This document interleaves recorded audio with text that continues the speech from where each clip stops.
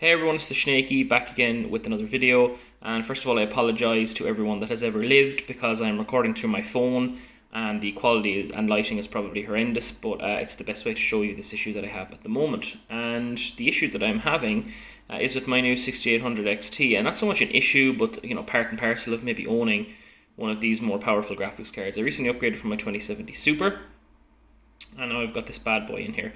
And basically what I want to let you listen to is this. So I'm going to bring this a bit closer to the graphics card.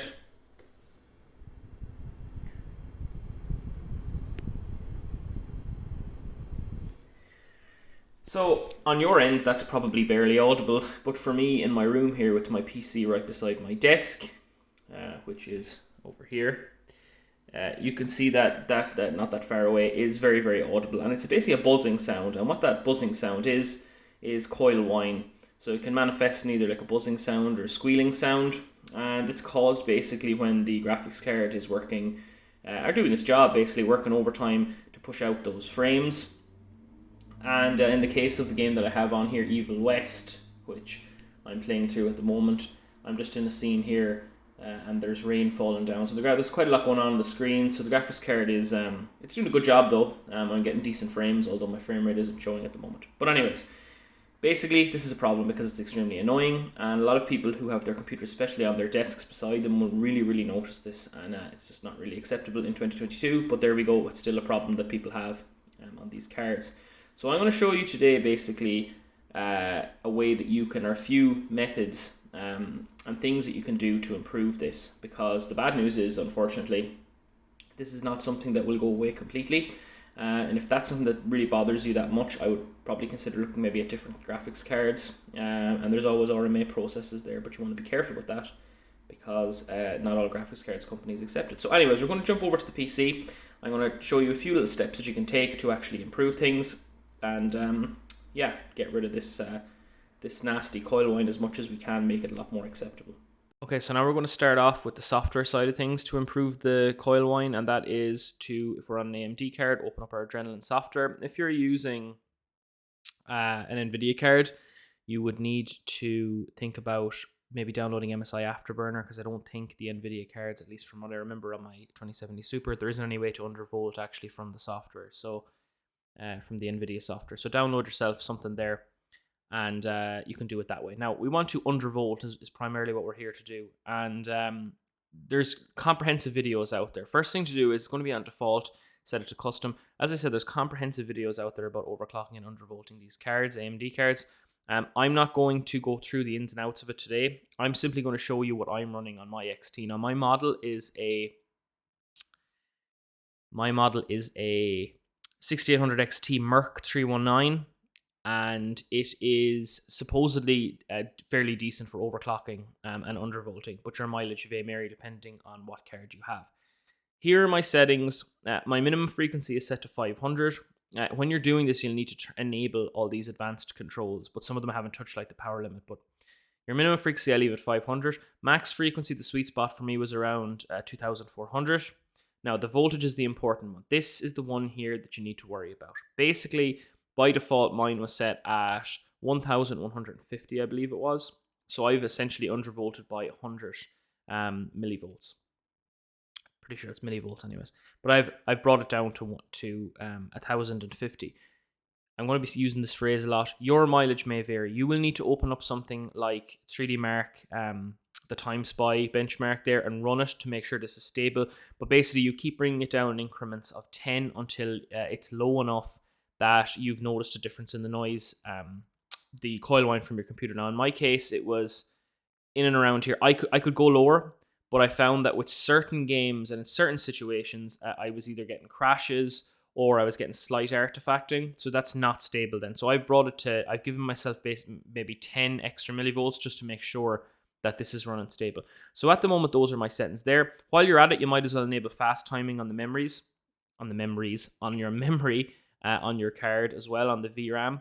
And that's pretty much all you have to do. You can also go ahead and play with fan tuning and all this sort of stuff. But to be honest, as I said, this is just undervolting is what we're primarily interested in. When you bring down the voltage, you will notice an improvement in the coil whine. You can also bring down the frequency, but be careful with this because too low, it's going to crash. or certain things will just refuse to run properly. And obviously too high, you're overclocking, so you're going to run into problems as well. So that's the first thing that you can do.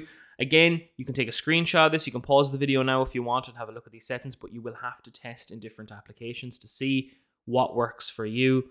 And if you're running a different card completely on AMD, your frequencies and voltages and all that are going to be completely different. So you will have to basically cut your cloth to measure, do what you need to do the testing yourself. This is what works for me. So that's the first thing that we're going to do. Now we're going to head back over to my PC, and I'm just going to show you some other things that I did. These are probably more selective to my situation, but you can just watch anyways. But this will bring an improvement. You'll definitely notice it, especially with your case closed. But now I'm going to go back over to the PC and show you some extra things that I did as well. So we're back in front of the PC again. Apologies for the myriad of wires over there. I need to cable manage that. I'm in an apartment here, so space is limited, so my desk is in my kind of living area. But regardless of all that, here's the PC now, and I'm not going to show you, or I'm not going to let you listen to the sound again, because to be honest with you, this microphone and this phone doesn't pick up the sound difference, the change, but there is a noticeable difference now in the buzzing, has decreased a lot, and also the pitch of the squealing that you used to get when the FPS got very high has also improved. So massive improvement there. You just have to take my word for it. But you know, why would an Irishman lie to you? They're very trustworthy, the Irish, so you know, take my word for it. But yeah, other things that I've done, I have a Fantex P400A case, which is an airflow case, and basically, yeah, with good airflow comes lots of openings and mesh, and basically place for sound to escape, that you can hear things a lot more, like fans and Coil Whine if you have it. So what have I done? On the top of the Fantex case, you'll get a dust cover that looks like this. And the dust cover, as you can see, obviously is see-through. And that lets sound through, but keeps the dust out, obviously. So what I did was, stole one of my girlfriend's oven liners. And oven liners basically stop food dripping down and things like that. I don't know, I don't concern myself with such things, I'm a man. So I wouldn't know. Hopefully I don't get cancelled for that comment. But anyways, got an oven liner, cut it to the right shape, slotted it inside the cover here. If I put this face down, it'll work better. And now when I put that over the case, you can see that it covers the top. And by covering the top, that part of the case was right beside me, was right beside my ear basically, or facing up into my ear when I was playing the game. This actually sounds ridiculous when we talk about it, but all this stuff does help. Now, because that's covered, it means that I can't hear the noise. And again, that was a quick little fix. You could order, there's I think top covers for the Fantex cases you can order, but no need to do that. Just get something that'll cover it over. But what about airflow? I hear you screaming. That's going to ruin the airflow of the case. I had no fans up there, and also you have to remember that with this being covered now, you're not letting any air escape up the top, which, you know, I know hot air rises, but I put my hand over there and there was very little hot air rising. I think my front fans were drawing in the air, the cool air, so efficiently. And then I've got this Noctua cooler in here that was then drawing it in from that side and blowing it out the back. I think this has actually maybe improved the airflow. I'm no aerodynamics expert, but all I can say to you is I've ran 3 stress tests and I've not noticed any difference in my temperatures, bar like 1 degree, which is probably within a margin of error. So nothing to be worried about. And the last thing that I did was I got the case and I turned it the opposite way. It used to be facing this way, so the front of the case here used to face out the way. So basically the computer would have been facing us right now. But instead I've turned it on its side, and what this means now is the side of the PC is facing me when I'm sitting down, because I'd normally be sitting here. And yeah, that just means that we don't have the sound buzzing right beside us at all times. And you know, that is a massive help as well. So that's kind of what I did to improve the situation. Now, with all these things in place, and I understand some of these things are very, very specific to me, you may not be able to move your PC, you may not be able to orientate it differently, and look, that's just something that you're going to have to think about. You may not be able to put on a top cover like I did, but you may be able to at least think about the undervolting side of things, because that does make a massive help on its own. But these extra things on top of it mean that I now barely hear the Coil Whine. The last thing I'll finish on before we go is that I had Coil Whine on my 2070 Super when I was playing Cyberpunk, because it was probably one of the most demanding games I was playing at the time. And after around, I don't know, 6 to 7 months of me having the card, the Coil Whine started to lessen a lot. So I'm hoping the same thing happens with this. But from my experience with the 2070 Super, I have noticed that the coil whine will definitely probably decrease within time, not go away completely, but will definitely decrease.